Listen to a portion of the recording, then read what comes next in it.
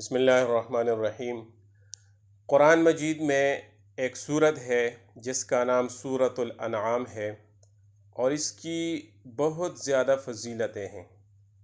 اور سورۃ الانعام اللہ تعالیٰ نے اس کی شروع اپنی تعریف سے کی ہے، حمد سے، اور پھر اس سورت کا اختتام کیا ہے مغفرت پر۔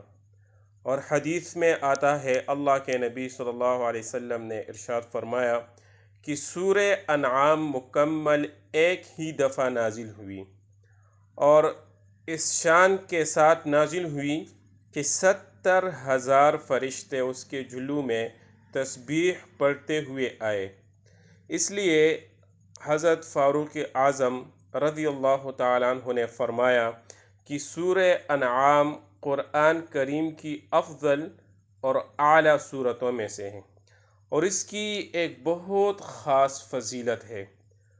بعض روایت میں آتا ہے، حضرت علی کرم اللہ وجہہ روایت کرتا ہے کہ یہ صورت جس مریض پر پڑھی جائے اللہ تعالیٰ اس کو شفا دیتے ہیں، جو بھی مریض ہو اور جس قسم مرض میں بھی ہو۔